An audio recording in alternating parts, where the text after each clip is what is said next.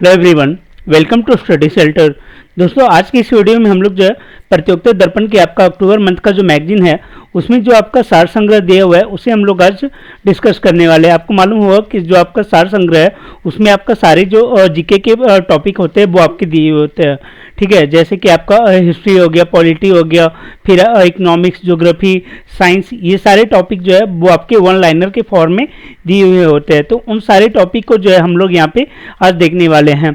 और देखो, ये सारे जो भी आपके क्वेश्चन दिए होते हैं ना वो काफ़ी अच्छे लेवल के होते हैं, तो इसलिए जो है इसे हम लोग फॉलो करते हैं और काफ़ी अच्छे टाइप के होने के कारण जो है यहाँ से आपको एग्जाम में भी प्रश्न देखने को मिल जाएंगे। इसलिए ये आपका जो भी एग्जाम जिसमें आपका जीके जीएस जो है अगर पूछा जाता है तो उन सभी के लिए ये आपका फ़ायदेमंद होगा। उसके अलावा आपको ये बता दें कि प्रतियोगिता दर्पण का जो आपका मेन करंट अफेयर्स का पोर्शन होता है, ठीक है, उन सभी को जो है हम लोगों ने पहले कवर कर लिया है।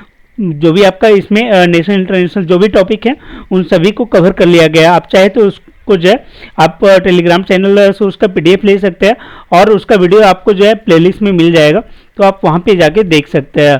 ठीक है, जिसमें हम लोगों ने इन सारे टॉपिक को जो है काफ़ी डिटेल में कवर किया है और इनके ऊपर जो भी आपका एमसीक्यू बेस्ड है, ठीक है, इन सारे टॉपिक के ऊपर जो भी आपका एमसीक्यू बन सकता है उन सारे एमसीक्यू को जो है यहाँ पे हम लोगों ने डिस्कस किया है। तो आप इसे जो है ज़रूर देखें, आपके लिए काफ़ी ये फायदेमंद होने वाला है। ठीक है, बात करते हैं आज के टॉपिक का कि आज हम लोग क्या देखेंगे। तो देखो, जो आपका करंट का पोर्शन होता है उन सब के अलावा जो है दो टॉपिक और इसमें होते हैं। एक आपका जो होता है स्मरणीय तथ्य और दूसरा जो है वो आपका होता है सार संग्रह। ठीक है, वो सार संग्रह, तो ये दोनों जो है आपको यहाँ पे आज हम लोग कवर करने वाले हैं। आप देख सकते हैं यहाँ पे आपको सार संग्रह में जो है ये हिस्ट्री वगैरह का, पॉलिटी वगैरह का भी क्वेश्चन यहाँ पे इंक्लूडेड है और भी सारे टॉपिक के क्वेश्चन इंक्लूडेड होते हैं, तो उन्हीं सभी को आज हम लोग जो है देखेंगे। लेकिन सबसे पहले हम लोग स्मरणीय तथ्य को देख लेते हैं। ये आपका करंट अफेयर्स के क्वेश्चन होता है जो कि आपके वन लाइनर के फॉर्म में दिए होते हैं और ये भी काफ़ी अच्छे क्वेश्चन होते हैं। यहाँ से भी आपको क्वेश्चन जो है एग्जाम में देखने को मिल जाएगा। तो आइए बिना देरी किए हुए जो है इसे देखते हैं। पहला जो प्रश्न आपको पूछा गया है कि केंद्रीय सड़क एवं परिवहन मंत्री नितिन गडकरी ने 22 अगस्त 2023 को मोटर सुरक्षा वाहन से संबंधित कौन सा प्रोग्राम जारी किया है। ठीक है, केंद्रीय मंत्री के द्वारा एक प्रोग्राम लॉन्च किया गया है मोटर वाहन सुरक्षा से रिलेटेड। तो वो कौन सा प्रोग्राम है? तो वो आपका भारत एनकैप है। एनकैप का अगर फुल फॉर्म यहाँ पे देखें तो वो होता है न्यू, फिर सी से आपका कार और ए से असेसमेंट और पी से प्रोग्राम। देखो, किया ये गया है कि आपका जो वाहन सुरक्षा है, ठीक है, जो गाड़ी का सेफ्टी होना चाहिए उस पैमाने को जो है वो मानक को जो है वो और बढ़ा दिया गया है, सुरक्षा को और जो है इजाफा उसमें किया गया है। तो वही बात यहाँ पे बताया गया है कि इस प्रोग्राम में 3.5 टन तक के मोटर वाहनों की सुरक्षा मानकों को जो है वो बढ़ाया गया है। इससे भारत में सुरक्षा के प्रति संवेदनशील जो कार है वो आपको बाजार में देखने को मिलेंगे। ठीक है, जैसे आप वो बात करते हैं एयर बैग का, तो एयर बैग फैसिलिटी को और इंक्लूड किया गया है और भी जो आपका बेसिक फीचर होने चाहिए सेफ्टी से रिलेटेड उन सभी को यहाँ पे बढ़ाया गया है। तो उस प्रोग्राम का आपका नाम है Bharat new car assessment programme या फिर भारत एनकैप के नाम से भी आप याद रख सकते हैं। अगला है कि इसरो के द्वारा जो है एक सेटेलाइट लॉन्च किया गया था और वो सेटेलाइट क्या है कि डायरेक्ट टू होम जो सर्विस है ब्रॉडकास्टर टाटा प्लिक का, उसे जो है वो सर्विस प्रोवाइड करेगा। यहाँ पूछा जा रहा है कि उस सेटेलाइट का नाम क्या है। तो देखो, उस सेटेलाइट का नाम है जीसैट 24 और ये किसके द्वारा किया गया था? तो इसरो का जो न्यू पार्टनर है, जो बिजनेस पार्टनर है न्यू स्पेस इंडिया लिमिटेड, उसने और टाटा प्लिक के द्वारा जो है आपका जीसैट 24 को लॉन्च किया गया था और अब उसके द्वारा जो है वो स्ट्रीमिंग किया जा रहा है। ठीक है, उसके द्वारा जो आपका जो भी वेब सीरीज वगैरह या जो भी चीज़ें हैं वो आपको सर्विसेज प्रोवाइड करवाया जा रहा है। तो ये याद रखिएगा, जीसैट 24 के द्वारा ये प्रोवाइड करवाया जा रहा है और ये इसरो के द्वारा लॉन्च करवाया गया था। आगे पूछा जा रहा है कि कौन सी महिला तीरंदाज 17 वर्ष की आयु में 6 अगस्त को विश्व तीरंदाजी चैंपियनशिप में कंपाउंड महिला फाइनल में सबसे कम आयु में सीनियर चैंपियनशिप बनी है। देखो, मात्र 17 साल की उम्र में जो विश्व तीरंदाजी चैंपियनशिप में इन्होंने गोल्ड मेडल जीता है। ठीक है, और इसके कारण ये चर्चा में, तो आपको याद रखना होगा कि जो अदिति गोपीचंद स्वामी हैं, अदिति गोपीचंद स्वामी, वो आपका विश्व तीरंदाजी चैंपियनशिप में जो है कंपाउंड जो महिला कैटेगरी है उसमें इन्होंने जो है गोल्ड मेडल जीता है। ठीक है, पहला तो आपको याद रखना है कि ये तीरंदाजी से रिलेटेड, क्योंकि प्रश्न आपको घुमा के भी पूछा जा सकता है कि हाल ही में चर्चा में रही अदिति गोपीचंद स्वामी का संबंध किस खेल से है, तो इनका संबंध जो है वो आपका तीरंदाजी से है। और इन्होंने जो है विश्व तीरंदाजी चैंपियनशिप जो कि आपका जर्मनी में हो रहा था, वहाँ पे इन्होंने गोल्ड मेडल जीता है। व्यक्तिगत गोल्ड मेडल जो है इस स्पर्धा में जीतने वाली ये पहली भारतीय महिला भी हो गई है, तो ये आपको ध्यान में रखना होगा। आगे पूछा जा रहा है कि केरल विधानसभा में केरल राज्य का नाम बदलकर क्या रखने का प्रस्ताव जो है पारित किया गया है।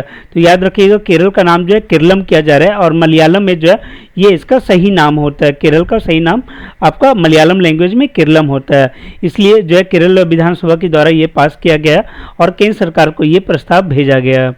आगे बोला जा रहा है कि national botanical research institute NBRI के द्वारा जो है कौन सी नई प्रजाति का अनावरण किया गया है लखनऊ में। ठीक है, तो ये आपका नमो 108 का अनावरण किया गया। अब देखो यहाँ पे आपको पूछा जा सकता है कि नमो 108 जो प्रजाति है वो किस फसल की प्रजाति है।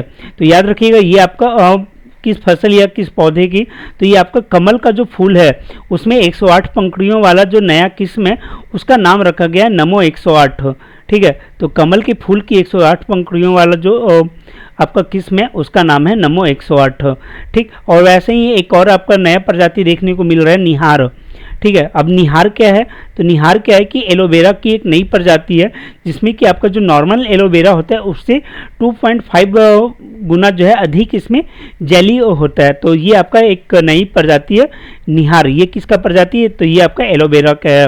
इन दोनों को याद रखिएगा, नमो 108 ये आपका कमल के फूल की प्रजाति है, और जो आपका निहार पर जो है वो आपका किसका है, तो वो आपका एलोवेरा का है। आगे बोला जा रहा है कि भारत की बहुचर्चित विमान कंपनी एयर इंडिया ने अपने किस नई लोगो को जारी किया है। देखो एयर इंडिया आपको मालूम है कि इसे जो है टाटा के द्वारा खरीदा गया है। ठीक है, अब टाटा के द्वारा जो है एक नया लोगो जारी किया गया है द विस्टा करके। इसमें जो है थोड़ा सा प्लेन वगैरह का जो है वो आपका कलर वगैरह चेंज किया गया है। और लेकिन एक चीज़ इसमें अच्छा है कि आपका जो पहले का लोगो था महाराजा का लोगो उसको चेंज नहीं किया गया, उसका सिर्फ थोड़ा बहुत रंग चेंज किया गया लेकिन उसे रिप्लेस नहीं किया गया।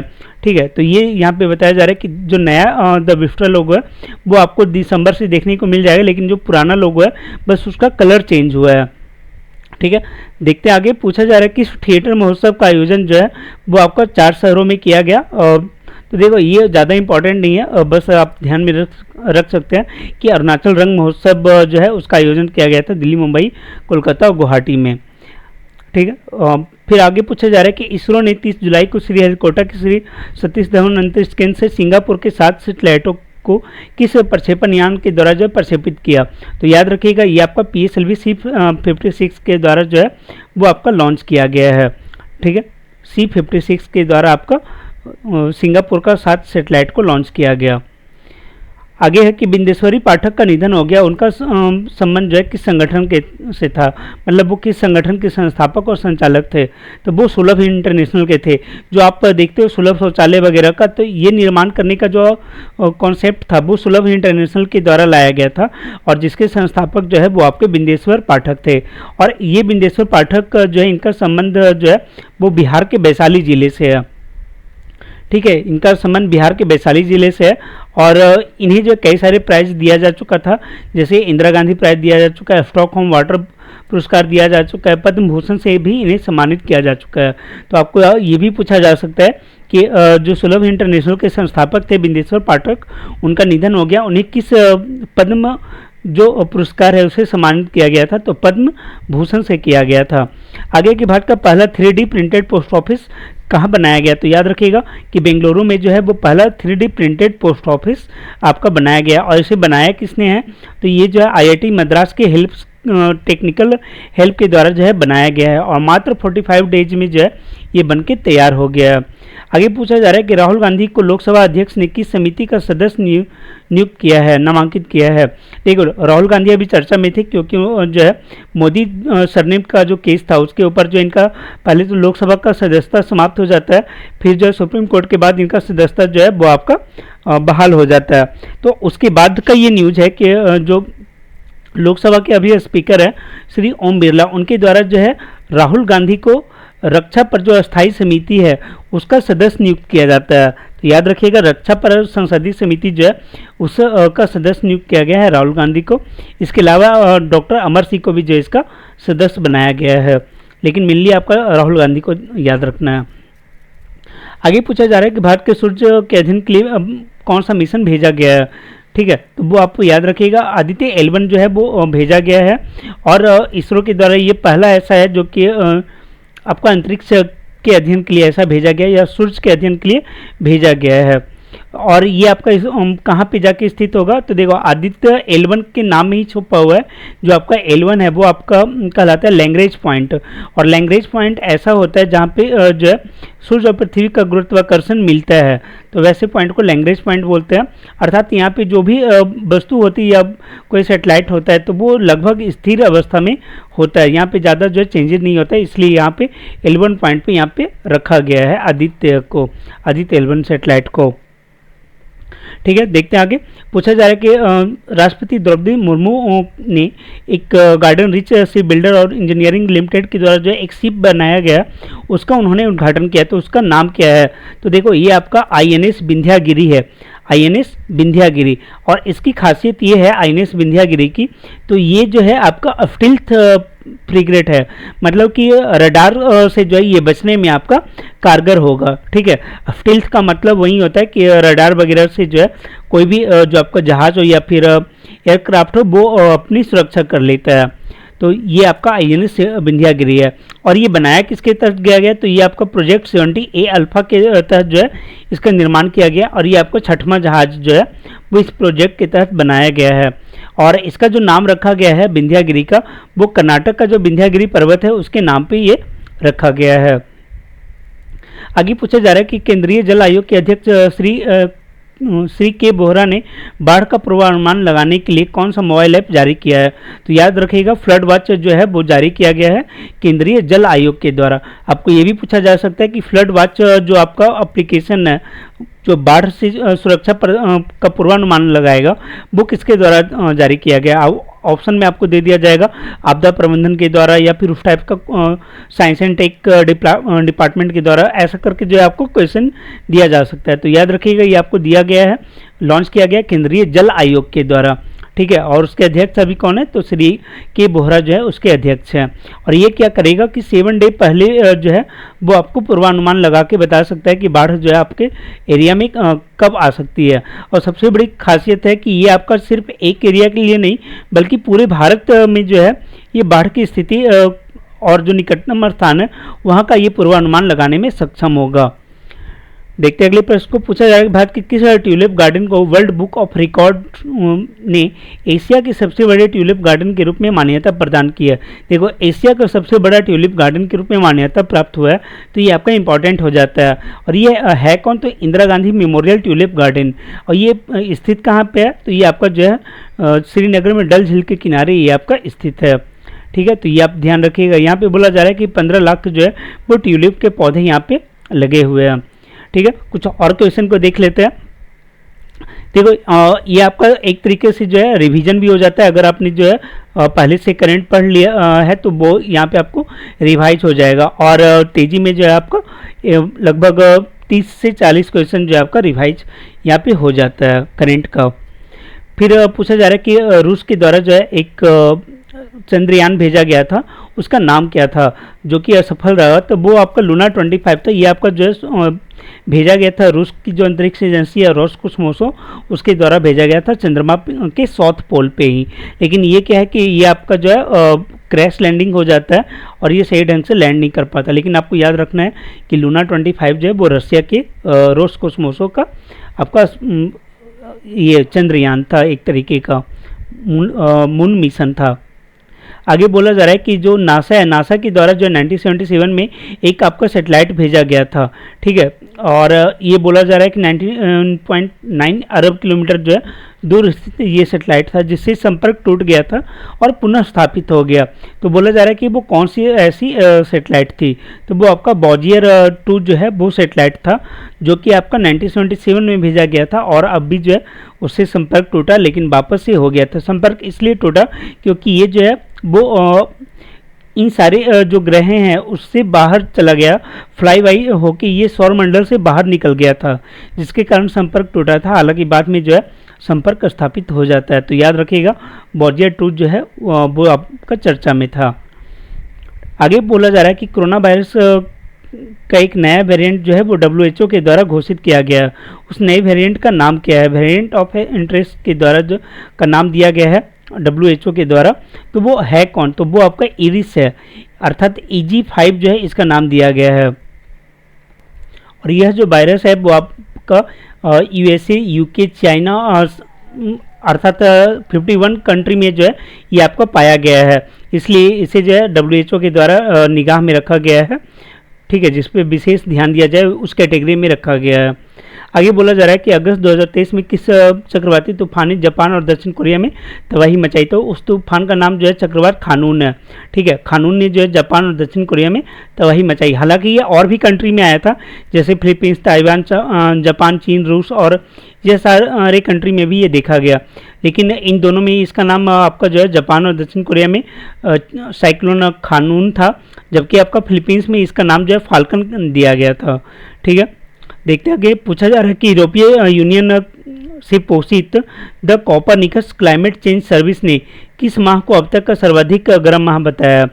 तो उसका सही आंसर हो जाएगा जुलाई। देखो सिंपल ये है कि यूरोपियन यूनियन के द्वारा जो उसकी एक संस्था है जो क्लाइमेट के ऊपर काम करती है, उसने जो किस महीने को सबसे गर्म महीना बताया, तो वो आपका जुलाई है। और नासा के द्वारा भी जो है जुलाई माह को सबसे अधिक गर्म अभी तक का महीना बताया गया है। आगे कंबोडिया के राजा नोर्दोम सिहोमोनी ने जो है वो अपना पद त्याग दिया है, ठीक है। तो पूछा जा रहा है कि किसे जो है नया प्रधानमंत्री नियुक्त किया गया है? तो इन्हीं के जो बेटे हैं, नोर्दोम सिहोमोनी के जो बेटे हैं हुन मानिट, उन्हें जो है वो नया प्रधानमंत्री बनाया गया। और ये जो आपका नोर्दोम सिहोमोनी ये पिछले 38 से ज़्यादा ही साल से जो है यहाँ पे शासन कर रहे थे। अब उन्हीं का बेटा जो है वापस से यहाँ पे शासन करेगा। कहाँ पे? तो आपका कंबोडिया में। आप अगर पिछला इस महीने का जो आप MCQ देखोगे तो वहाँ भी इसको जो है काफ़ी डिटेल में आपका करवाया गया है, ठीक है। तो वो आप ध्यान में रख सकते हो। तो ये भी आप ध्यान में रखना कि ये आपका 38 साल के बाद जो है ये अपना पद त्याग दिया और अपने बेटे को ही जो है बनाया है। कहाँ? कंबोडिया में ये घटना हुई है। आगे बोला जा रहा है कि ऑस्ट्रेलिया के सिडनी में 11 से 21 अगस्त तक संपन्न हुए युद्धाभ्यास में भारत की INS कोलकाता व सह्याद्री ने भाग लिया, ठीक है। यहाँ पे क्वेश्चन को देखो किस तरीके से ट्विस्ट किया हुआ है। आपको ये नहीं बताया जा रहा है कि कौन से युद्धाभ्यास में भाग लिया, बस आपको ये बताया जा रहा है कि ये अगस्त में हुआ है, सिडनी में हुआ है, और यहाँ पे भारत की ओर से जो है कोलकाता और सह्याद्री नामक जो जहाज़ है वो आपका जो है पार्टिसिपेट किया। आपको अब बताना है कौन सा युद्धाभ्यास था। तो अगर आप करंट से अपडेटेड होगे तभी आप इसका आंसर बता सकते हो। जो आपको करंट का MCQ करवाया गया था वहाँ पे पूरा डिटेल में बताया गया था कि मालाबार जो युद्धाभ्यास है वो आपका इस बार कहाँ हो रहा है? तो ऑस्ट्रेलिया में हो रहा है, अगस्त में हो रहा है, और उसमें जो है कोलकाता और सह्याद्री ने जो है वो पार्टिसिपेट किया था, ठीक है। तो इस तरीके से जब तक आप कोई भी करंट का पूरे चीज़ों को नहीं जानोगे तब तक का जो है आप उसका आंसर नहीं लगा सकते। और आपको मालूम होगा कि जो अब मालाबार है ये आपका किसके किसके बीच होता है? तो एक तो आपका इंडिया हो गया, फिर जापान हो गया, ऑस्ट्रेलिया हो गया और आपका USA। तो ये 4 कंट्री जो है वो मालाबार में आपका पार्टिसिपेट करते हैं। और जो मालाबार का पहला युद्धाभ्यास है वो आपका इंडिया के मालाबार क्षेत्र में, अर्थात केरल वाला जो क्षेत्र है वहाँ पे हुआ था, और उसी टाइम से इसका नाम जो है मालाबार युद्धाभ्यास हो गया था। वो USA और इंडिया के बीच हुआ था पहला मालाबार, और अभी 4 कंट्री के बीच होता है, जापान, USA, इंडिया और ऑस्ट्रेलिया, ठीक है। मतलब क्वाड के जो ये कंट्री उन्हीं के बीच होता है। आगे बोला जा रहा है कि इस देश को हॉकी टीम ने जो है एशियन चैंपियंस ट्रॉफी अगस्त 2023 में जीती। तो ये देखो इंडिया ने जो है आपका एशियन चैंपियंस ट्रॉफी 2000 ट्रॉफी जीता है आपका हॉकी का, ठीक है। और इसने हराया किसे था, तो भारत ने जो है वो आपको मलेशिया को हराया था। और ये खेला कहाँ गया था, तो ये आपका इंडिया में खेला गया था। फाइनल जो आपका इंडिया में ही हुआ था, चेन्नई में खेला गया और उसमें जो है इंडिया ने विजय प्राप्त हुआ था। और ये कैमा बार जो है इंडियन चैंपियन हुआ है, तो ये आपका 4th टाइम था जबकि इंडियन हॉकी टीम जो है वो एशियन चैंपियनशिप जीती है। आगे पूछा जा रहा है कि वर्ल्ड एथलेटिक्स चैंपियनशिप का आयोजन कहाँ किया गया, तो ये आपका बुडापेस्ट हंगरी में किया गया है। ठीक है, कहाँ किया गया, हंगरी में किया गया था इस बार वर्ल्ड एथलेटिक्स चैंपियनशिप का। और आपको मालूम होना चाहिए कि इसी में नीरज चोपड़ा ने जो है वो आपका एक गोल्ड मेडल भी जीतते हैं। ठीक है, नीरज चोपड़ा जो है इसमें एक गोल्ड मेडल जीतते हैं। और आगे पूछा जा रहा है कि फीफा वर्ल्ड वुमेन कप 2023 के फाइनल में इंग्लैंड को हराकर कौन जो है इसका विजेता बना है। फीफा वर्ल्ड वुमेन कप, ठीक है, एक तो फीफा का है और वर्ल्ड वुमेन है, तो आपको ध्यान रखना है। तो ये आपका जीता कौन है, तो ये आपका स्पेन जीता है। और किसे हराकर जीता है, तो इंग्लैंड को हरा के जीता है। ठीक है, और खेला कहाँ पे गया था, तो ऑस्ट्रेलिया में खेला गया था। एक्चुअली में क्या है कि फीफा फुटबॉल का जो ये टूर्नामेंट है वो आपका ऑस्ट्रेलिया और न्यूजीलैंड की संयुक्त रूप से किया गया था। ठीक है, जिसका जो है आपका जो फाइनल है वो आपका सिडनी में खेला गया।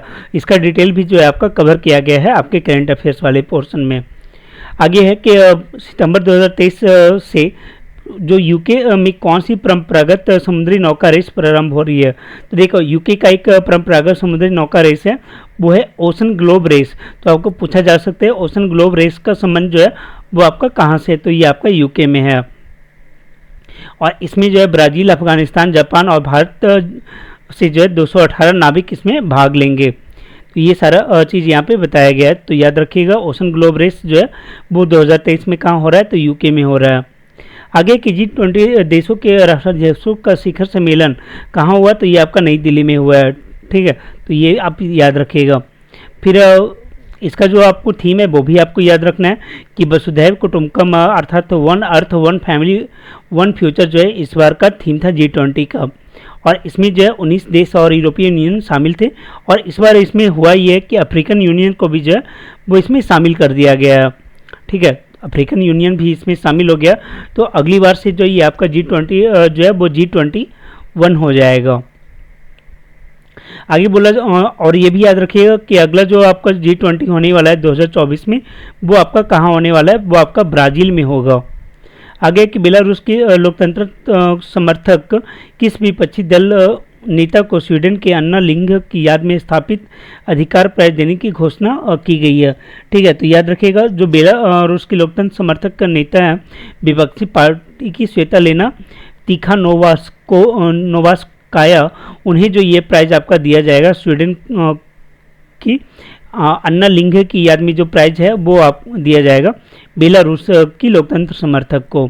और इसमें क्या है कि 1 लाख स्वीडिश क्रोनर जो है वो प्राइज के रूप में इन्हें दिया जाएगा। आगे के अमेजन के जंगलों के वन जैव विविधता के संरक्षण के लिए Amazon cooperation treaty organisation summit August 2023 में कहाँ आयोजित किया गया, तो ये आपका बेलम में किया गया है। बेलम कहाँ है, तो वो आपका ब्राज़ील में है। तो याद रखिएगा अमेजन का जो जंगल है वहाँ पे जो है बायोडाइवर्सिटी के कंजर्वेशन के लिए जो है ये आपका एक सम्मेलन किया गया था, Amazon cooperation treaty organisation summit. ये आपका ब्राज़ील के बेलम में हुआ है। और इसमें जो है कितनी कंट्री ने पार्टिसिपेट किया, तो 8 कंट्री ने जो है इसमें पार्टिसिपेशन किया था। आगे के अमेरिका के कैलिफोर्निया में लगभग 8 दशकों के बाद किस ट्रॉपिकल हैरिकेन ने जो है तबाही मचाई है, मतलब कौन सा तूफान जो है साइक्लोन जो है वो यूएसए के कैलिफोर्निया में आया था, तो वो आपका हिलेरी आया था। ठीक है, हिलेरी क्लिंटन जो है आपको मालूम चाहिए कि वो आपका यूएसए की ही थी। तो याद रखिएगा कि यूएसए में जो आपका अगस्त में साइक्लोन आया है उसका नाम भी जो है आपका हिलेरी है। और देखो अलग अलग जगह पे अलग अलग चीज़ों को जानते हैं, जैसे हम लोग जो है साइक्लोन को साइक्लोन के रूप में बोलते हैं, लेकिन क्या है कि आपका जो यूएसए है वहाँ पे इसे हरिकेन के रूप में जाना जाता है। तो ये आपका जो मतलब स्मरणीय तथ्य है करेंट अफेयर्स का जो पोर्शन है वो आपका यहाँ पे कंप्लीट होता है। अब हम लोग सार संग्रह को देखते हैं। सार संग्रह में भी हम लोग जो है तेजी में ही इसे देखेंगे। तो यहाँ पे हम लोग शुरू करते हैं भारतीय इतिहास एवं संस्कृति से।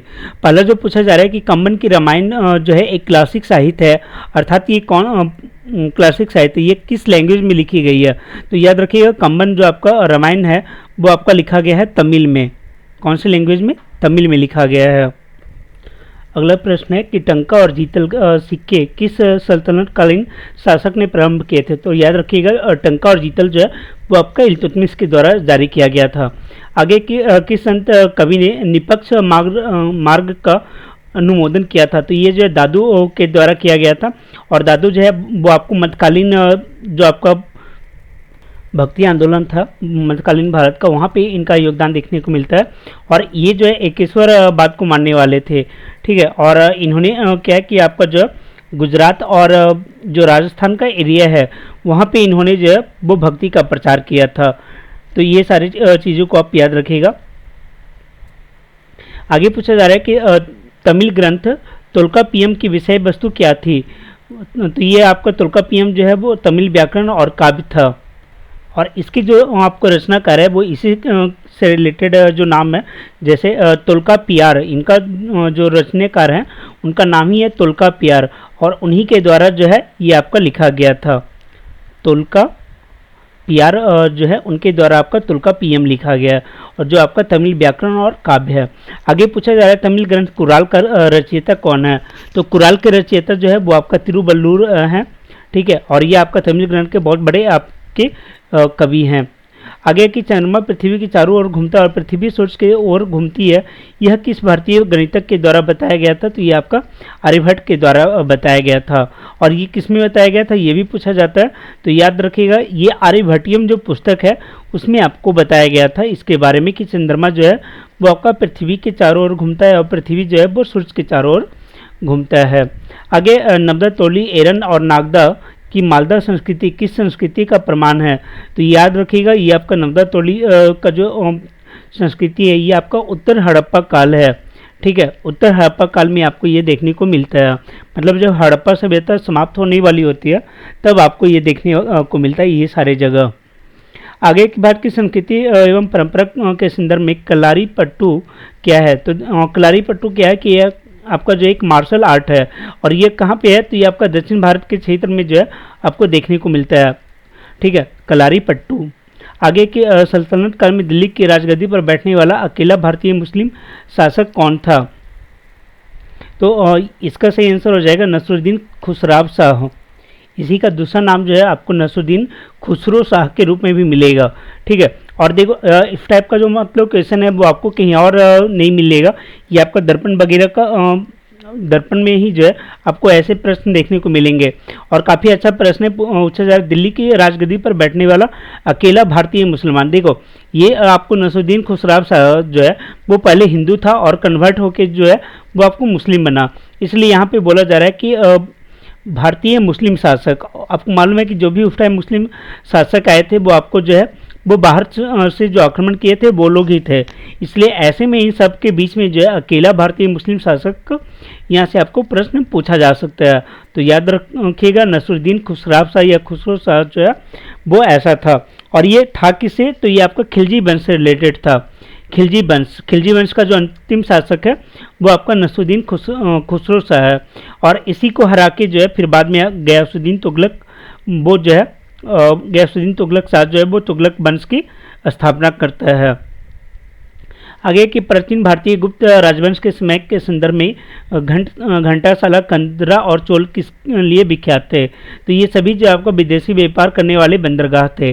कौन कौन? तो घंटासाला, कंदरा और चोल, ये तीनों जो है आपका विदेशी व्यापार करने वाले बंदरगाह थे, तो इन्हें आप ध्यान में रखिएगा। आगे पूछा जा रहा है जलियांवाला बाग नरसंहार के समय भारत का वायसराय कौन था? तो इसका सही आंसर हो जाएगा लॉर्ड चेम्सफोर्ड। और आपको मालूम होगा कि आपका जलियांवाला बाग हत्याकांड या नरसंहार जो है ये आपका 13 अप्रैल 1919 को होता है, ठीक है। 13 अप्रैल 1919 में जो है ये आपका जलियांवाला बाग हत्याकांड होता है। उस टाइम जो है वायसराय कौन था? तो लॉर्ड चेम्सफोर्ड था। फिर 21 गवर्नर जनरल ने वर्नाकुलर प्रेस एक्ट समाप्त किया था, तो यहाँ बोल रहे किसने समाप्त किया था? तो समाप्त करने का काम जो है आपका रिपन ने किया था, और लगाने का काम जो है वो लिटन के द्वारा किया गया था, ठीक है। लिटन ने जो है वर्नाकुलर प्रेस एक्ट लाया था और हटाया था रिपन ने। आगे भारत और पाकिस्तान के स्वाधीन होने की घोषणा जो है वो किस दिन की गई थी? तो ये आपका 3 जून 1947 को किया गया था। ये भी आप याद रखिए कि किस दिन जो है ये घोषणा की गई थी। और ये घोषणा किया किसने था? तो ये लॉर्ड माउंटबेटन के द्वारा जो है माउंटबेटन के द्वारा ये घोषणा की गई थी। कब किया गया था? तो 3 जून 1947 को। आगे कि भारत छोड़ो प्रस्ताव किस दिन पारित हुआ था? तो 8 अगस्त 1942 को जो है वो भारत छोड़ो प्रस्ताव पारित हुआ था। और इसी के बाद जो है फिर अंग्रेजों ने जो है वो भारतीय नेताओं को गिरफ्तार कर लिया था। आप यहाँ देख सकते हैं भारत छोड़ो आंदोलन के नेताओं को गिरफ्तार करने के लिए ब्रिटिश सरकार द्वारा कौन सा ऑपरेशन चलाया गया था? तो ऑपरेशन जीरो आवर चलाया गया था। और सारे जो नेता थे वो 8 अगस्त की रात और 9 अगस्त की सुबह तक जो है वो गिरफ्तार हो जाते हैं। फिर है कि सन 1946 में नेहरू के नेतृत्व में गठित अंतरिम सरकार में मुस्लिम लीग के कितने सदस्य शामिल थे? तो उसमें जो है 5 सदस्य शामिल थे मुस्लिम लीग के। किसने कहा था कि हिंदू और मुसलमान भारत की 2 आंखें हैं? तो ये आपका जो है सर सैयद अहमद खां के द्वारा बोला गया था कि हिंदू और मुस्लिम जो है वो भारत की 2 आंखें हैं। आगे है कि किस भारतीय राष्ट्रवादी को भारत के राजनीतिक असंतोष का जनक कहा गया है? तो ये बोला गया है आपका बाल गंगाधर तिलक को। बाल गंगाधर तिलक को जो है वो भारतीय राजनीतिक असंतोष का जनक बोला जाता है। और ये बोला किसने था? तो ये आपका वैलेंटाइन सिरोल के द्वारा जो है वो बोला गया था। वैलेंटाइन सिरोल के द्वारा, सिरोल, ठीक है। तो ये आप नाम याद रखिएगा, वैलेंटाइन सिरोल के द्वारा जो है वो बाल गंगाधर तिलक को भारतीय असंतोष का जनक नाम दिया गया था। देखते हैं अगले प्रश्न को। आगे पूछा जा रहा है कि कौन समाज सुधारक सेक्रेटरी के रूप में हिंदू फीमेल स्कूल से संबंध थे जो बाद में बैथ्यू फीमेल स्कूल के नाम से जाना जाने लगा? तो इसका सही आंसर हो जाएगा ईश्वर चंद्र विद्यासागर। देखो ईश्वर चंद्र विद्यासागर ने ही जो है वो आपका हिंदू फीमेल स्कूल का जो स्थापना है उससे जुड़े हुए थे और बाद में यही जो आपका बैथ्यून फीमेल स्कूल के नाम से जाना जाने लगा था। फिर है कि अस्पृश्य समुदाय के लोगों को लक्षित कर प्रथम मासिक पत्रिका विटाल विध्वंसक किसके द्वारा प्रकाशित की गई थी? तो ये आपका गोपाल बाबा वलंकर के द्वारा जो है वो प्रकाशित किया गया था। ये भी आपका यूनिक क्वेश्चन है, तो आप इसे भी ध्यान में रखिए कि अस्पृश्य समुदाय के लोगों को लक्षित करके जो प्रथम मासिक पत्रिका जारी की गई थी विटाल विध्वंसक, वो किसके द्वारा किया गया था? तो गोपाल बाबा वलंगर के द्वारा जो है वो किया गया था। अब देखते हैं पॉलिटिक के प्रश्नों को। पूछा जा रहा है कि गणतंत्र होता है तो गणतंत्र क्या होता है, ये पूछा जा रहा है। तो देखिए गणतंत्र का मतलब ही होता है कि वैसा शासन जिसमें जो है राज्य वहाँ पे जो भी अध्यक्ष है वो वंशानुगत रूप से ना चुना जाए, वो आपका गणतंत्र होता है। जैसे भारत क्या है कि एक गणतात्मक देश है, वहाँ पे अध्यक्ष जो है वो वंशानुगत रूप से नहीं होता है बल्कि जो है उसका प्रॉपर इलेक्शन होता है, उसके बाद उसकी नियुक्ति होती है। तो ये गणतंत्र का सही मतलब होता है। आगे है कि राज्यों में पुनर्गठन संबंधित विधेयक को संसद में प्रस्तुत करने से पूर्व किसकी सहमति प्राप्त करना होता है? देखो कोई भी अगर आपका जो है विधेयक है, ठीक है, और जिसमें जो राज्यों में पुनर्गठन संबंधित अगर कोई विधेयक है तो वो संसद में लाने के पहले जो राष्ट्रपति के पास जाता है, वहाँ पे सहमति मिलने के बाद ही जो है ये संसद में लाया जाता है। फिर भारत के महान्यायवादी की नियुक्ति कौन से अनुच्छेद के तहत होती है? तो 76 के तहत होती है और ये काफ़ी पूछा जाता है, काफ़ी ज़्यादा मात्रा में पूछा जाता है। तो याद रखिएगा कि जो महान्यायवादी है वो आर्टिकल 76 के तहत है। और इसी टाइप का एक और आपको पूछा जाता है कैग के बारे में। तो कैग जो है वो आपका आर्टिकल 148 से रिलेटेड है, कैग, ठीक है, कंट्रोलर एंड ऑडिटर जनरल, वो आपका वो कैग जो है आर्टिकल 148 में है और आपका महान्यायवादी जो है वो 76 में है। आगे की लोकसभा एवं राज्यसभा के संयुक्त अधिवेशन के विषय में कौन सा अनुच्छेद? तो वो आपका अनुच्छेद 108 है, अर्थात अनुच्छेद 108 के तहत जो है लोकसभा और राज्यसभा का संयुक्त अधिवेशन होता है। और आपको मालूम होना चाहिए कि जो संयुक्त अधिवेशन होता है उसकी अध्यक्षता कौन करता है? तो उसका अध्यक्षता जो है वो आपका जो लोकसभा का अध्यक्ष होता है उसके द्वारा किया जाता है। अगर वो नहीं है तो राज्यसभा का अध्यक्ष के द्वारा किया जाता है और वो भी नहीं है तो जो समिति गठित की गई है उसके द्वारा किया जाता है।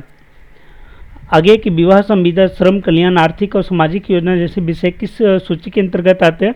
तो याद रखिएगा ये सारा जो है आपका समवर्ती सूची के अंतर्गत आता है।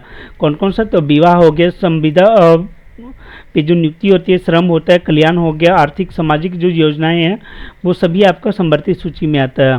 फिर है कि उन अवशिष्ट मामलों पर जिनका केंद्रीय और केंद्रीय राज्य या संवर्धित सूची में उल्लेख ना हो, कौन विधि का निर्माण कर सकता है। देखो जो केंद्र के विषय हैं उसमें तो केंद्र बनाएगा, जो राज्य वाले हैं वो राज्य बनाएगा, और जो संवर्धित सूची है उसमें जो है वो केंद्र के द्वारा भी बनाया जा सकता है और राज्य के द्वारा भी, लेकिन जो है कॉन्ट्राडिक्ट नहीं होना चाहिए। अगर कॉन्ट्राडिक्ट होगा तो केंद्र का ही मान्य होगा। लेकिन यहाँ पे बोला जा रहा है कि कुछ ऐसे भी कानून होते हैं जैसे का जो है वो कोई बनाया हुआ नहीं, जैसे एक सिंपल सा है साइबर क्राइम।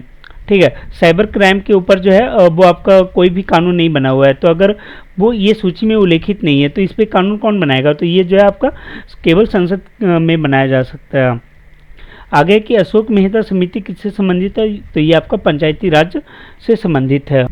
और अशोक मेहता समिति की खासियत ये है कि इसने जो है मतलब पंचायती राज व्यवस्था का जो वर्णन मतलब सिफारिश किया था, तो इन्होंने 2 चरणों वाली 2 स्तरीय ही जो है वो पंचायती व्यवस्था के बारे में बात की थी, जबकि हम लोग अभी देखते हैं कि 3 स्तरीय आपको जो है वो आपको पंचायती राज में देखने को मिलेगा। एक आपका ग्राम पंचायत स्तर पे, दूसरा पंचायत समिति जो आपका मध्यवर्ती होता है, तीसरा जो है वो जिला स्तर पे होता है, जिला परिषद। तो अभी वर्तमान में 3 है, लेकिन अशोक मेहता समिति के द्वारा जो है वो 2 स्तरीय का रिकमेंडेशन किया गया था। और ये आपका बना कब था, तो 1978 में जो है ये अपना रिपोर्ट जो है वो प्रस्तुत किया था अशोक मेहता समिति ने 1978 में। आगे की प्रथम संवैधानिक संशोधन अधिनियम किससे संबंधित है, तो ये कुछ राज्यों की कृषि भूमि सुधार से जो है वो आपका संबंधित है। आगे के भारतीय संविधान में 9वीं अनुसूची परिवर्धित हुई है, तो 9वीं अनुसूची जब वो आपका प्रथम संशोधन के द्वारा जो है वो लाया गया था। फिर नेशनल फ्लैग की अभिकल्पना को भारत के संविधान सभा में ग्रहण किया गया, मतलब ये झंडा जो है नेशनल फ्लैग उसे कब संविधान सभा के द्वारा अपनाया गया ये पूछा जा रहा है। तो ये आपका 22 जुलाई 1947 को जो है वो आपका अपनाया गया था नेशनल फ्लैग को। देखते हैं अगले प्रश्न को। अगला जो है वो आपका ज्योग्राफी से रिलेटेड है, पूछा जा रहा है कि बमनी प्रोजेक्ट किस राज्य में है, तो ये आपका महाराष्ट्र में है। फिर है कि भारत के समस्त राज्यों के में क्षेत्रफल के अनुसार यूपी का कौन सा स्थान है, तो ये आपका 4th है। क्षेत्रफल में सबसे बड़ा आपको मालूम है कि वो आपका कौन सा राजस्थान है। फिर कश्मीर में पहलगांव किस नदी के किनारे बसा हुआ है, तो ये आपका जो है लीदर नदी है उसी के किनारे ये बसा हुआ है। फिर पृथ्वी की परिक्रमण धुरी सदा झुकी होती है, तो अर्थात पृथ्वी जो है वो कितने डिग्री पे झुका हुआ है दीर्घवृत्तीय धुरी पे, तो ये 23.5 डिग्री पे झुका हुआ है। जब दिन और रात की अवधि बराबर होती है तो सूर्य की किरणें सीधे पड़ती है कहाँ, तो ये जो भूमध्य रेखा पे सीधी पड़ती है। फिर पृथ्वी ग्रह की संरचना में प्रवाल अर्थात मेटल के नीचे कोर किस एक से बना होता है, तो देखो कोर के बारे में हम लोग जानते हैं कि कोर जो है वो आपका लोहा से बना होता है। ठीक है, निकेल और लोहा से, ये 2 चीज़ें जो है आपका कोर बना हुआ होता है। आगे फिर पूछा जा रहा है कि अंतर्राष्ट्रीय दिनांक रेखा अर्थात इंटरनेशनल डेट लाइन ये कहाँ से खींची गई है, तो ये आपका प्रशांत महासागर से होकर गुजरती है। फिर पृथ्वी की भूमध्य रेखा की कुल लंबाई कितनी है, तो ये आपका 40,000 किलोमीटर है। शैतान का गोल्फ कोर्स अर्थात डेविल्स गोल्फ कोर्स नाम से प्रसिद्ध मृत्यु की घाटी डेथ वैली कहाँ स्थित है, तो ये आपका यूएसए में है। ठीक है, यूएसए में आपको देखने को मिलेगा और डेथ वैली, और इसी का अलग अलग नाम है जिसे शैतान का गोल्फ कोर्स बोलते हैं, डेविल्स गोल्फ कोर्स के नाम से भी इसे जाना जाता है। फिर राजाओं की घाटी या वादी उल मुल्क अवस्थित है, ये कहाँ स्थित है, तो ये आपका मिस्र में स्थित है। फिर देखते हैं पर्यावरण से रिलेटेड प्रश्न को, यहाँ से भी आपका पूछा जाता है, ये भी आपका काफ़ी बार पूछा जा रहा है एग्जाम में। सलीम अली जो नेशनल फ्लैग है वो आपका कहाँ है, तो सलीम अली जो नेशनल पार्क है, फ्लैग नहीं सॉरी, सलीम अली जो नेशनल पार्क है वो आपका जम्मू कश्मीर में है। और अगर एग्जैक्ट पूछा जाए जम्मू कश्मीर में कहाँ, तो ये आपका श्रीनगर में स्थित है सलीम अली नेशनल पार्क। आगे के 10% नियम किससे संबंधित है, तो ये ऊर्जा का जो खाद्य के एक पोषी स्तर से दूसरे तक पहुंचने का जो प्रक्रिया है उसमें आपका 10% एनर्जी जो है वो ट्रांसफ़र होता है। ठीक है, जैसे पादप से अगर जो है वो जंतु में जा रहा है, जो प्राथमिक उपभोक्ता होता है अगर उसमें जा रहा है तो 10% एनर्जी ही जो है यहाँ पे जाता है। फिर आगे पूछा जा रहा है यमुना एक्शन प्लान औपचारिक रूप से कब प्रारंभ किया गया था, तो ये आपका 1993 में जो है वो यमुना एक्शन प्लान शुरू किया गया था। और ये यमुना किस नदी की सहायक है, तो मालूम होगा ये आपका गंगा की सहायक नदी है। फिर सूर्य के प्रकाश से पराबैंगनी विकिरण अभिक्रिया क्या पैदा करते हैं, तो देखो सूर्य के प्रकाश से जब पराबैंगनिक विकिरण जो मिलता है तो वहाँ पे आपको ओजोन गैस पैदा होती है। ओजोन परत पृथ्वी से करीब ऊंचाई पर रहते हैं, तो ओजोन जो परत है वो आपका 20 किलोमीटर की दूरी पे देखा जाता है जनरली। फिर वायुमंडल की लंबवत संरचना में सबसे निचली सतह कौन सी होती है, देखो वायुमंडल का जो सबसे निचला सतह है वो आपका ट्रोपोस्फेयर कहलाता है, क्षोभ मंडल वो आपका कहलाता है। और जितनी भी मौसमी घटनाएं होती है वो सभी आपका इसी मंडल में देखने को मिलता है। फिर है कि वह एकमात्र अभ्यारण्य जहाँ कश्मीरी महामृग पाया जाता है वो कौन सा है, तो ये आपका दाची-ग्राम अभ्यारण्य है। देखो आपको ये भी पूछा जा सकता है कि दाची-ग्राम अभ्यारण्य जो है वो कहाँ स्थित है, तो ये आपका जो है जम्मू कश्मीर में स्थित है। फिर जीव मंडल आरक्षित क्षेत्रों की पहली परियोजना कौन सी है, संबंधित कौन सी है, तो ये आपका नीलगिरी जीव मंडल आरक्षित क्षेत्र जो है वो आपका जीव मंडल आरक्षित क्षेत्रों की पहली परियोजना है। फिर एक कैबू लमजाओ जो एक प्रसिद्ध अकेला तैरता हुआ नेशनल पार्क है कहाँ स्थित है, तो ये आपका मणिपुर में। देखो कैबू लमजाओ जो है वो आपका फ्लोटिंग पार्क के रूप में भी जाना जाता है, तो याद रखिएगा ये काफ़ी पूछा जाता है, ये आपका मणिपुर में है।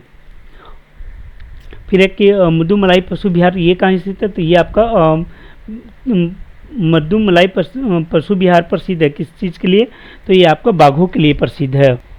और ये आपको मधुमलाई जो पशु विहार है वो आपको देखने को कहाँ मिलता है, तो ये देखो ये आपका नीलगिरी जो पहाड़ है वहाँ पे ये देखने को मिलता है। नीलगिरी आपको मालूम होगा कि ये जो आपको तमिलनाडु, कर्नाटका और केरल इन तीनों में जो है नीलगिरी पहाड़ी वो फैला हुआ है, तो वहीं पे आपको मधुमलाई पशु विहार देखने को मिलेगा। देखते हैं इकोनॉमिक्स के प्रश्न को। पूछा जा रहा है विकास अनुवीक्षण तथा मूल्यांकन कार्यालय जो दीर्घकालिक नीति का अनुवीक्षण करता है किस संस्था के अंतर्गत आता है। देखो ये सारा जो काम कर रहा है विकास का मूल्यांकन करना या दीर्घकालिक नीति का जो है वो देखना, तो ये सभी जो है आपका नीति आयोग के अंतर्गत कार्य करता है। फिर है ट्रैवल एंड टूरिज्म का प्रतियोगित्मक सूचकांक किसके द्वारा जारी किया जाता है, तो ये आपका विश्व आर्थिक मंच के द्वारा किया जाता है, वर्ल्ड इकोनॉमिक फोरम के द्वारा जो है वो आपका किया जाता है ट्रैवल एंड टूरिज्म प्रतियोगात्मक सूचकांक। फिर है कि निर्धनता का दुष्चक्र का अवधारणा किससे संबंधित है। देखो निर्धनता का दुष्चक्र जो है concept of viscous circle of poverty जो है ये आपका नर्क से बोलता है कि उससे रिलेटेड होता है। ठीक है, मतलब इतना जो है उस दुष्चक्र में फंस जाता है कि वो नर्क के समान हो जाता है। फिर आगे पूछा जा रहा है कि किसे आमतौर पर अगला जो प्रश्न है पूछा जा रहा है कि किसे आमतौर पर मुद्रा आपूर्ति का बृहद मौद्रिक माप कहा जाता है, अर्थात किसे जो है मनी का जो है ब्रॉड मनी बोला जाता है, किस मनी को, तो ये आपका M3 होता है। M3 मनी को जो है वो आपको ब्रॉड मनी के रूप में जाना जाता है। और इसमें शामिल क्या क्या होता है, इसमें क्या होता है कि आपका जो M1 है अर्थात जनता के पास जो पैसा और बैंक में जो आपका करेंट अकाउंट और सेविंग अकाउंट में जो पैसा है वो आपका M1 में आ जाता है। उसके अलावा क्या होता है कि बैंक में जो आपका फिक्स डिपॉजिट है वो भी आपका जो है M3 में काउंट हो जाता है, तो ये आपका M3 हो गया। फिर इसमें क्या काउंट नहीं होता, तो जो आपका जो है पोस्ट ऑफिस में आपका जो पैसा रखा हुआ है, ठीक है, पोस्ट ऑफिस में जो आपका बचत खाता पैसा है वो इसमें M3 में नहीं आता, वो आपका M4 में काउंट होता है। तो ये आप याद रखिएगा कि इसमें जो है FD आपका काउंट हो जाता है M3 में। आगे की बात में निर्धारित वैधानिक तरलता अनुपात का अधिकतम और न्यूनतम सीमा प्रारंभ क्या थी, तो देखो प्रारंभ में पूछा जा रहा है कि पहले जो है वो क्या था आपका, तो वैधानिक तरलता अनुपात आपको मालूम होगा कि आपका SLR है। ठीक है, तो इसका जो पहले लिमिट रखा गया था कि मैक्सिमम जो है 40 रखा जाएगा और मिनिमम जो है वो आपका 25% रखा जाएगा। हालांकि बाद में इस जो लिमिट है उसे जो है समाप्त कर दिया जाता है। आगे की किसने योजना के मजदूरी वस्तु मॉडल को प्रतिपादन किया था, तो देखो वेज गुड मॉडल जो है वो आपका CN वकील और PR ब्रह्मानंद के द्वारा जो है वो लाया गया था। आगे कि समावेशी विकास का लक्ष्य प्रथम बार किस पंचवर्षीय योजना में दिया गया, तो ये आपका 11वीं पंचवर्षीय योजना में जो है समावेशी विकास का लक्ष्य दिया गया था। फिर कितने अंतराल के उपरांत कृषि संगणना की जाती है? तो ये आपका 5 वर्षों में जो है एक बार कृषि संगणना का काम किया जाता है। देखते हैं अगले प्रश्न को। अगला जो प्रश्न है वो आपका हो जाएगा क्वेश्चन नंबर 59 और इसमें पूछा जा रहा है कि दीर्घ अवधि में अस्थायी उपभोग क्या होता है। तो देखो दीर्घ अवधि में क्या होता है कि जो अस्थायी उपभोग है वो 0 होता है। फिर बोला जा रहा है फिलिप्स चक्र किसके मध्य संबंध बताता है। तो जो आपका फिलिप्स चक्र होता है वो आपका इन्फ्लेशन और बेरोजगारी के संबंध में के बीच में जो है वो आपका रिलेशन बताता है। देखते हैं अगले प्रश्न को। आगे पूछा जा रहा है कि प्रकाश संश्लेषण के दौरान उत्पन्न गैस कौन सी होती है। तो प्रकाश संश्लेषण के दौरान जो है वो आपका ऑक्सीजन निर्मित होता है और जो कार्बन डाइऑक्साइड जो है उसे पौधे ग्रहण करते हैं। फिर विद्युत प्रतिरोधक की इकाई क्या होता है। तो वो आपका ओम होता है। चेचक के टीके की खोज किसने किया था। तो वो जो है एडवर्ड जेनर के द्वारा किया गया था चेचक के टीके की खोज। पीतल किसका मिश्र धातु है। तो देखो इसे जो आप अच्छे से ट्रिक से याद रख सकते हो। पीतल को याद रखने के लिए जो है आप पिताजी को याद रखो। ठीक है, पिताजी। पी से क्या हो जाएगा, पीतल हो जाएगा। ता से आपका तांबा हो जाएगा और जी से जिंक हो जाएगा। तो वहीं आपका दिया हुआ है कि जिंक और कॉपर से जो है आपका पीतल बना होता है। फिर पूछा जाए जंग लगने पर लोहे का भार क्या होता है। तो जंग लगने के बाद जो है वो लोहे के भार में वृद्धि हो जाती है, क्योंकि इसमें एक तो आपका जलवाष्प वगैरह जो है वो आ जाता है। और ये आपका किस प्रकार का होता है। तो ये आपका केमिकल चेंजेस होता है, ये भी एग्जाम में पूछा जाता है। फिर लेंज का नियम किस संरक्षण के नियम का अनुरूप है। तो लेंज का नियम जो है वो आपका एनर्जी का संरक्षण के बारे में बताता है। अगला प्रश्न है कि आमतौर पर प्रयोग किया जाने वाला मसाला लौंग प्राप्त किया जाता है। तो वो आपका फूल की जो कली होती है वो आपका मसाला जो लौंग है वो उससे प्राप्त होता है, फूल की कली से। फिर फिटकरी गंदे पानी को शुद्ध करती है किस प्रक्रिया के द्वारा। तो ये जो है स्कंदन प्रक्रिया के द्वारा जो है वो फिटकरी गंदे पानी को शुद्ध करने का काम करता है। फिर बायोगैस मिश्रण है। तो ये आपका मीथेन और कार्बन डाइऑक्साइड का मिश्रण होता है। न्यूट्रॉन की खोज किसने की थी। तो ये आपका जेम्स चैडविक के द्वारा किया गया था। एक यहाँ पे ट्रिक होता है ईंट पर नाच। ठीक है, ईंट पर नाच। इसमें क्या है कि जो आपका इलेक्ट्रॉन है, इलेक्ट्रॉन की खोज आपका किसने किया है। तो वो जे थॉमसन के द्वारा किया गया है। ठीक है, तो ईट टी से जो है यहाँ पे आप ट से जो है आप थॉमसन को रिलेट कर सकते हैं। ईट अर्थात इलेक्ट्रॉन का खोज आपका जे थॉमसन ने किया। ईट पर नाच, प से आपका क्या होगा, प्रोटॉन हो जाएगा। और यहाँ पे जो है प्रोटॉन की खोज किसने की। तो र से रदरफोर्ड हो जाएगा। ठीक, फिर ना से आपका न्यूट्रॉन हो गया और च से जो है चैडविक हो गया। तो इस तरीके से जो है आप तीनों को याद रख सकते हैं। फिर देखो हम लोग जो है शिक्षा एवं बाल विज्ञान का जो प्रश्न है इसे नहीं करते। ये आपका जो है जनरली टीचर का जो एग्ज़ाम होता है वहाँ पे ये पूछ लिया जाता है, और बाकी के जो एग्ज़ाम है वहाँ पे इससे रिलेटेड प्रश्न नहीं आते, तो ये भी हम लोग स्किप करेंगे। दूसरा जो है वो संचार का प्रश्न भी जो है वो आपका नहीं पूछा जाता है एग्जाम में, तो इसे भी हम लोग स्किप करेंगे। अब देखते हैं खेलकूद। खेलकूद से जो है अक्सर पूछे जाता है पहले कि प्रथम एशियाई खेल का आयोजन का उद्घाटन कब किया गया। तो ये आपका 4 मार्च 1951 को जो है वो नई दिल्ली में ही इसका उद्घाटन किया गया था। अगला प्रश्न वही है कि प्रथम एशियाई खेल का आयोजन कहाँ हुआ। तो ये आपका दिल्ली में हुआ था। एशियाई खेल में स्वर्ण पदक जीतने वाली पहली महिला भारतीय महिला कौन थी। तो ये आपका कमलजीत संधू थी, पहली महिला थी जो कि एशियाई खेल में स्वर्ण पदक विजेता बनी थी। और इनका खेल कौन सा था। तो ये देखो ये एथलीट थे और ये 400 मीटर में जो है इन्होंने गोल्ड मेडल जीता था। और कहाँ पे, तो इन्होंने जो बैंकॉक में जो है जो आपका एशियाई खेल हुआ था वहाँ पे इन्होंने पहली बार इंडिया की ओर से जो है पहली भारतीय महिला बनी थी जो कि गोल्ड मेडल जीती है। आगे की राजशेखर रेड्डी स्टेडियम कहाँ स्थित है। तो ये आपका विशाखापट्टनम आंध्र प्रदेश में स्थित है राजशेखर रेड्डी स्टेडियम। फिर पूछा जा रहा है कि 16 यार्ड हिट पद किस खेल से संबंधित है। तो ये आपका जो है हॉकी से है। हॉकी में जो 16 यार्ड हिट जो टर्म है वो आपका यूज किया जाता है। फिर अप्स स्टेडियम में घोड़दौड़ हेतु जो है वो यूज किया जाता है। ये आपका कहाँ पे है। तो ये आपको इंग्लैंड में स्थित है अप्स स्टेडियम। आगे आयरन शब्द किस खेल से संबंधित। तो ये आपका जो है गोल्फ से रिलेटेड होता है। आयरन आयरन जो टर्म है वो आपका गोल्फ से रिलेटेड है। फिर है इन ऑफ जो वर्ड है वो किस खेल से संबंधित है। तो ये आपका बिलियर्ड्स से है। फिर है ए शॉट एट हिस्ट्री नामक पुस्तक के लेखक कौन है। तो ये आपका अभिनव बिंद्रा है। और आपको मालूम होना चाहिए कि जो ओलंपिक है, ओलंपिक में व्यक्तिगत गोल्ड मेडल लाने का जो काम है वो किसने किया है, वो आपका अभिनव बिंद्रा ने किया था तीरंदाजी में, और उसके बाद जो है आपका नीरज चोपड़ा के द्वारा किया गया है, ठीक है, भाला फेंक में। आगे की ओलंपिक के व्यक्तिगत स्पर्धा में रजत पदक जीतने वाले प्रथम भारतीय कौन है, तो वो आपका राज्यवर्धन सिंह राठौर है। राज्यवर्धन सिंह राठौर क्या है कि ये डबल ट्रैप शूटर थे, ठीक है, वो जो है उनके द्वारा ये लाया गया है रजत पदक। देखते हैं अगले प्रश्न को। आगे जो आपका एग्रीकल्चर से पूछा गया उसे भी देख लेते हैं। बोला जा रहा है कि दूध उत्पादन में बढ़ाने के लिए इंडो स्विस प्रोजेक्ट कहाँ शुरू किया गया, तो ये आपका केरल में किया गया है, इंडो स्विस प्रोजेक्ट। फिर अगला प्रश्न जो है वो है कि आलू की कंद में हल्का हरापन का कारण क्या होता है, तो देखो आलू का जो कंद है उसमें हरापन का कारण जो है वो सोलेनिन के कारण ये हरा हो जाता है, जो सोलेनिन यौगिक होता है उसके कारण होता है। आगे कच्चे फलों को पकाने के लिए किसका उपयोग किया जाता है, तो ये वो जो है एथिलीन का प्रयोग किया जाता है। टमाटर सॉस का ब्रिक्स मान कितना होता है, तो इसका मान जो है वो 25 होता है। आगे सूरजमुखी के तेल में विशेष रूप से किस अम्ल की मात्रा अधिक पाई जाती है, तो याद रखिएगा सूरजमुखी के तेल में जो है वो आपका लिनोलिक नामक जो एसिड है वो पाया जाता है। फिर चावल में जो प्रोटीन पाया जाता है उसे किस नाम से जाना जाता है, तो चावल में जो प्रोटीन है वो आपका ओराइजिनिन है। कौन सा प्रोटीन है, ओराइजिनिन। ओराइजिनिन प्रोटीन जो है आपको वो चावल में पाया जाता है। धान फसलों की रानी कहलाती है, तो देखो धानी फसलों की रानी जो है वो आपका मक्का कहलाता है।